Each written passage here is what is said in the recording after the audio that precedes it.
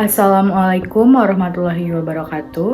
Perkenalkan, nama saya Saufani Ayu Sukmadewi dengan NIM E1E021295 dari kelas 2J PGSD Universitas Mataram. Di sini, saya mengangkat cerita tentang Putri Cinderella.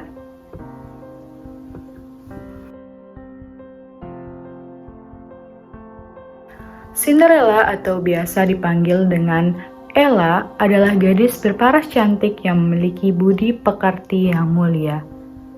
Ella adalah anak piatu karena ibunya sudah meninggal sejak ia kecil. Ella tinggal bersama ayahnya dan ayahnya sangat menyayangi Ella. Ayah Cinderella menikah lagi dengan seorang janda yang telah memiliki 2 orang putri. Akhirnya Cinderella pun otomatis memiliki 2 saudari tiri, di mana saudari tiri ini sangat iri kepada Cinderella karena Cinderella sangat disayang oleh ayahnya. Apapun yang Ella inginkan selalu dituruti oleh ayahnya, sehingga kedua saudari tirinya merasa iri kepada Cinderella. Namun sangat disayangkan, tak lama kemudian ayah Cinderella meninggal dunia, yang mengakibatkan Cinderella menjadi anak yatim dan piatu. Ia hidup bersama dengan kedua saudari tirinya dan juga ibu tirinya yang sangat amat membencinya. Ella dibenci karena memiliki paras yang sangat cantik dibandingkan kedua saudari tirinya. Mereka berusaha agar Cinderella terlihat jelek, dengan menyuruhnya menyapu, mengepel, dan membersihkan rumah sepanjang hari. Bahkan, Cinderella pun diberikan pakaian bekas yang sudah jelek. Pada saat malam tiba, Cinderella tidur di dapur, yaitu di pojokan dekat dengan cerobong asap, yang mengakibatkan tubuhnya selalu kotor dan bau. Maka dari itu, Cinderella dipanggil Cinder, yang artinya adalah abu. Namun, Ella memiliki sahabat, yaitu hewan-hewan di sekitarnya. Ia sangat akrab dengan hewan-hewan tersebut. Namun, ada satu hewan yang tidak akrab dengannya, yaitu Nero, anjing peliharaan kedua saudari tirinya. Nero sangat nakal. Ia pernah sengaja memecahkan gelas di dapur dan yang kena marah adalah Cinderella. Hari demi hari, bulan demi bulan, dan tahun demi tahun, Cinderella terus hidup seperti itu. Hidup di atas kemalangan. Di sisi lain ada seorang raja yang merasa pusing, karena ia memiliki seorang putra yang masih belum memiliki seorang istri. Melihat raja yang terus pusing setiap harinya, maka seorang perdana menteri mengutuskan suatu usulan di mana raja harus mengundang seluruh gadis-gadis yang ada di penjuru negeri untuk menghadiri pesta dansa bersama pangeran. Baik, aku setuju dengan saranmu. Sekarang pergilah berkeliling negeri untuk mengumumkan rencana kita, ucap raja pada sang perdana menteri. Kemudian perdana menteri membalas dengan semangat, "Siap tuanku," lalu pergi berkeliling untuk mengumumkan pesta dansa yang telah diadakan oleh istana. Usul Perdana Menteri disetujui, maka sang Perdana Menteri pergi menyampaikan pengumuman kepada para warga di desa. "Hayo, siapkan diri kalian. Siapa saja yang memiliki paras cantik boleh ikut serta dalam pesta kerajaan untuk berdansa bersama pangeran," ucap sang Perdana Menteri menggelegar ke seluruh penjuru negeri. Kedua saudari tiri Cinderella mendengarkan pengumuman tersebut.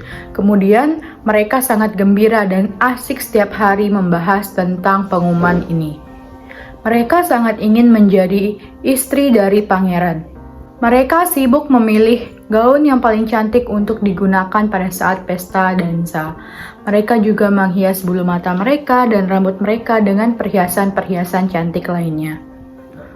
"Ayo, kau harus membantu menyisir rambut kami," ucap salah satu saudari tiri Cinderella memerintah kepada Cinderella. Cinderella berusaha semaksimal mungkin agar kedua saudari tirinya terlihat cantik. Namun, tetap saja Cinderella lebih terlihat elok daripada mereka.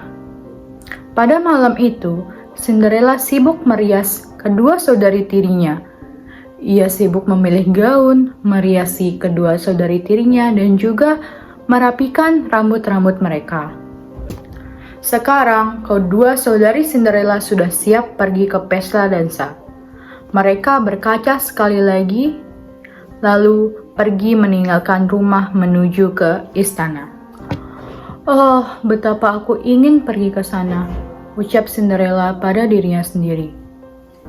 Tiba-tiba terdengar suara seseorang di belakang Cinderella. "Kau bisa pergi ke sana," ucap orang tersebut. Cinderella akhirnya dengan cepat membalikan badan karena terkejut. Kini di depan Cinderella berdiri seorang peri cantik dengan sebuah tongkat sihir di tangannya. "Aku adalah peri," ujarnya. "Aku akan membantumu agar kau bisa pergi ke pesta sang pangeran. Sekarang larilah ke kebun dan ambillah ladu untukku." Cinderella kemudian lari dengan cepat ke kebun untuk mengambil yang telah diperintahkan oleh sang peri. Cinderella memetik sebuah labu terbesar dan terbaik yang ada pada kebunnya.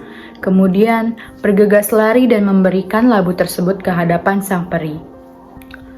Labu tersebut kini berada di hadapan sang peri. Sang peri mengangkat tongkatnya kemudian membaca mantra Bim Salabim, Abrakadabra. Kemudian, dengan sekejap mata, labu tersebut berubah menjadi kereta merah yang dipenuhi dengan emas dan sangat cantik. Tentu saja, Cinderella menjadi sangat amat cantik. Tak lupa pula, peri yang amat baik merubah hewan-hewan sahabat Cinderella menjadi pengawal-pengawal Cinderella menuju ke istana. Sekarang semua sudah selesai. "Pergilah ke pesta dansa," ucap sang peri. "Namun, ingatlah bahwa kekuatan sihir ini tidak berlangsung selamanya. Kekuatan sihirku hanya berlangsung sampai jam 12 malam tepat.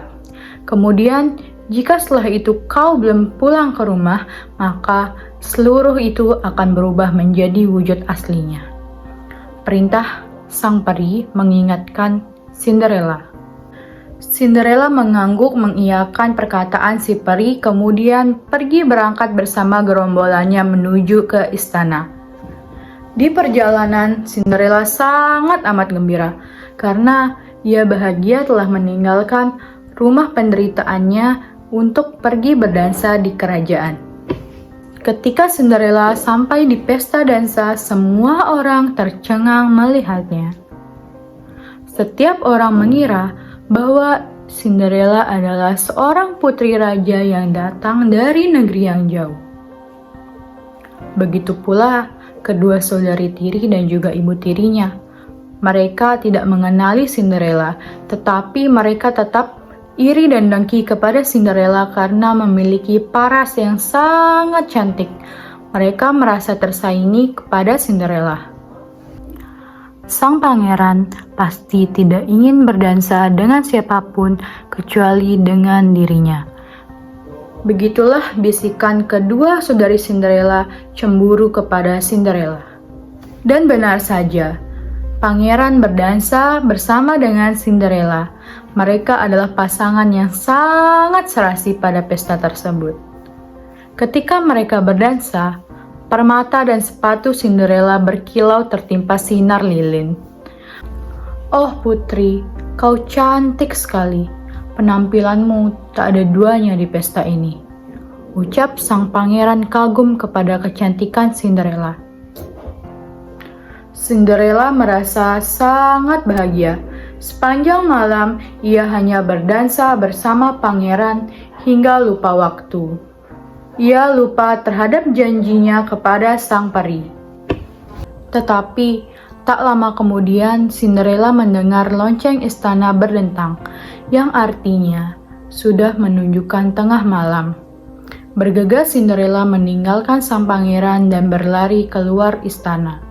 Di luar istana, Cinderella terus berlari sehingga salah satu sepatunya terjatuh di anak tangga istana.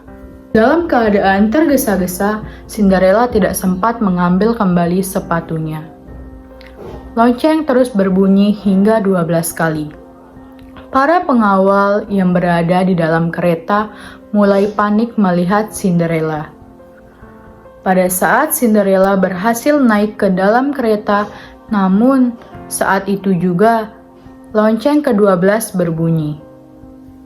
Ada sekejap mata, semua kembali ke asalnya. Kereta berubah menjadi labu, kemudian pengawal-pengawal berubah menjadi hewan-hewan sahabat Cinderella di rumah, dan Cinderella berubah menggunakan pakaian rombeng yang sangat jelek. Yang tetap utuh hanya satu, yaitu sepatu kanan Cinderella. Esok paginya, sang pangeran sedang mencari seorang gadis cantik yang semalam berdansa dengannya di pesta. Sang pangeran telah menemukan 11 sepatu dan ia akan mengunjungi setiap rumah dalam kerajaan tersebut. Siapa yang memiliki kaki cukup dengan sepatu tersebut akan dijadikan mempelainya oleh sang pangeran. Sang pangeran mengunjungi setiap rumah yang ada pada bagian istana. Kemudian tibalah saatnya rumah Cinderella. Sang ibu tiri mengunci Cinderella pada dapur. Saudari tiri Cinderella menyambut pangeran. Mereka berdua mencoba sepatu tersebut, namun jari-jari mereka tidak cukup masuk ke dalam sepatu itu. "Apakah tidak ada gadis lagi di rumah ini?" ucap Perdana Menteri. Si ibu tiri berkata, "Tidak ada gadis lain di rumah ini selain kedua anakku." Lalu, pada dapur terdengar suara benda yang jatuh. Pangeran dan juga Perdana Menteri pergi mengecek ke arah dapur. Dengan terpaksa, ibu tiri membuka pintu dapur tersebut. Cinderella kemudian keluar dari dapur dan mencoba sepatu tersebut. Kaki Cinderella sangat pas dengan sepatu itu. Semuanya tercengang melihat hal tersebut. Raja merasa senang sesaat.